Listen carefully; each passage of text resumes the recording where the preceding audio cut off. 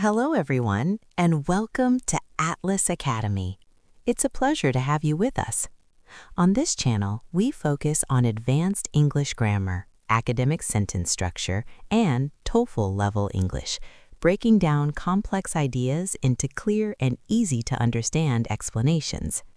We upload new lessons regularly, designed to help you build strong, accurate, and confident English for exams, university, and real academic use. In today's lesson, we'll briefly explore this chart, which gives you an overall view of the main types of clauses in English, including independent clauses, dependent clause, noun clauses, adjective clauses, and adverb clauses. Don't worry if everything feels new at first.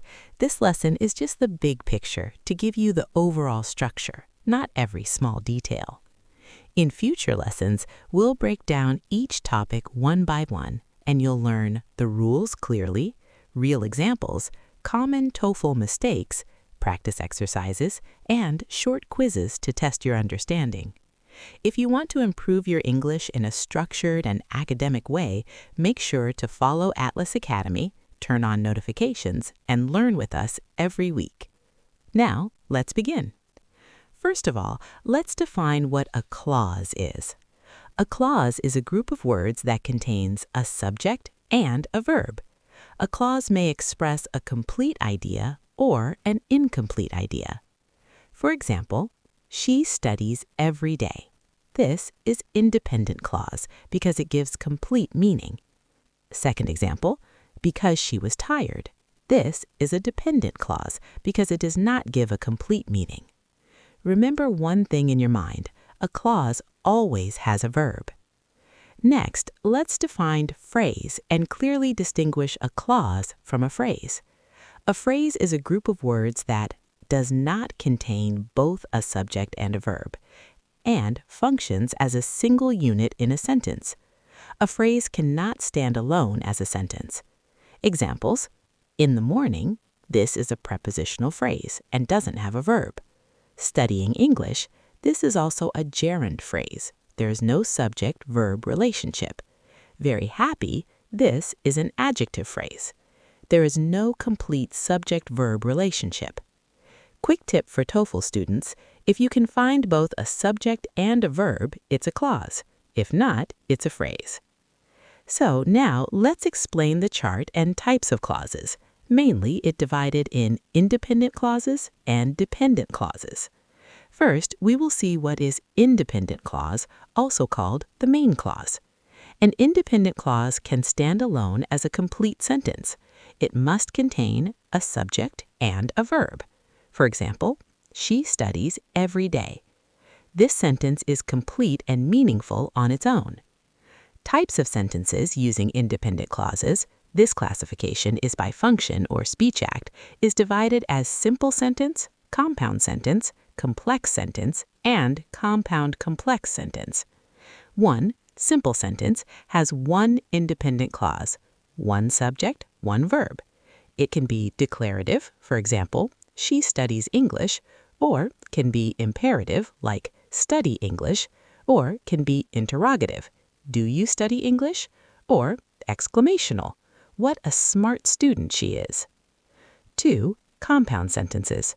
Compound sentences join two independent clauses using fanboys. Fanboys stands for, and, nor, but, or, yet, and so. Example: she studied hard and she passed the exam. In this example, there are two independent clauses. First, she studied hard, and is conjunction, then the second, she passed the exam, is another independent clause. Complex sentences combine one independent clause and one or more dependent clauses. Example: she reads books because she loves learning. In this example, the part she reads books is an independent clause, and because she loves learning is dependent adverb clause. The last one is compound complex, which combines multiple independent clauses plus at least one dependent clause. For example, she reads books and he watches movies when they have free time. In this example, the part she reads books and he watches movies are two independent clauses, and when they have free time is a dependent adverb clause, starts with subordinating conjunction when, and it is incomplete without main clauses. As earlier said, kindly note that this classification is based on function. Later, to the next lessons, we will go more in depth and analyze sentences by verb types, complexity, voice, mood, structure, and academic style. A dependent clause contains a subject and verb but cannot stand alone as a complete sentence. It depends on an independent clause for meaning. For example, when the rain stopped. This is an incomplete sentence, adverbial clause of time. In a complete sentence, this clause would modify the verb in the independent clause by indicating when the action occurred. There are three main types tested heavily in TOEFL: noun clauses, adjective clauses, and adverb clauses. Noun clauses. A noun clause functions exactly like a noun. It can act as subject, object, or complement. Common noun clause starters are that, what, who, whom, whose, which, whether, if, why, and how. For example, first, what he said surprised me. The part surprised me is independent clause and main verb phrase with object. What he said is dependent noun clause and acts as the subject of the verb surprised. Second, I believe that she is honest. The part I believe is independent clause.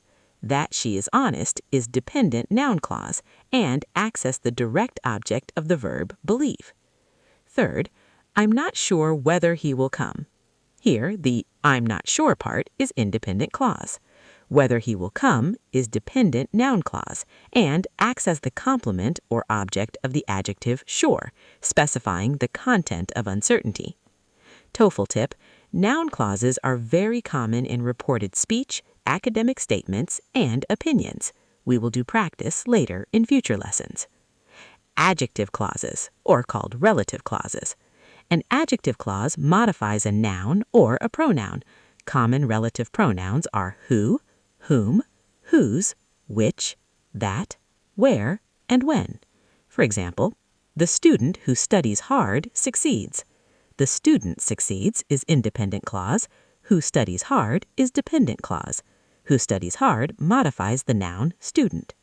Second, this is the book that I told you about. This is the book is an independent clause. That I told you about is dependent clause, which modifies the noun book. There are two primary types of adjective clauses that play a crucial role in TOEFL grammar questions. One, restrictive, gives only essential or necessary information, no commas.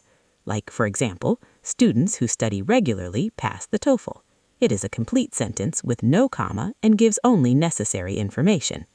Two, non-restrictive, adds extra information and commas are required or used in the sentence. For instance, my teacher, comma, who has a PhD, comma, teaches TOEFL. In this example, who has a PhD is given extra information in the sentence. Now let's move to the last topic, adverb clause. Adverb clauses modify a verb, an adjective, or the entire sentence. They answer questions like when, why, how, where, under what condition. For example, 1. She left because she was tired. Reason modifies left. The part she left is independent clause. Because she was tired is adverbial clause of reason and is dependent clause. The verb left explains why the action occurred. Second, he ran as fast as he could. He ran is independent clause. As he could is a comparative clause and dependent clause. The adverb fast, which together forms the adverbial phrase as fast as he could, that modifies the verb ran to describe manner or speed. Major types of adverb clauses. Time. Words used when, while, before, after, since, until. For example, when I finished the exam, I felt relieved. Condition. Words are if, unless, provided that. Example, if you study, you will pass. Purpose. Words are so that, in order that. Example, She spoke loudly so that everyone could hear. Reason or cause, words are because, since, and as. Example, she stayed home because she was sick. Manner, words are as if, as though. Example, he talks as if he knows everything. Result, words are so that, such that. Example, it was so cold that we stayed inside. Contrast or concession, words are although, though, even though, whereas, and while. Example, although it was difficult, he succeeded. Place, words are where, wherever. Example, sit where you feel comfortable.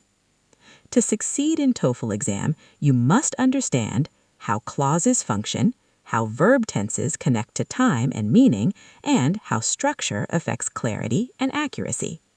This chart gives you a complete grammatical map of English sentence structure, making complex ideas easier to understand and remember. If you want to learn more and master each topic step by step with clear explanations, real examples, practice exercises, and quizzes, please subscribe to Atlas Academy. By subscribing, you'll also receive PDF notes to support your learning and help you review anytime. Thank you for learning with us, and see you in the next lesson.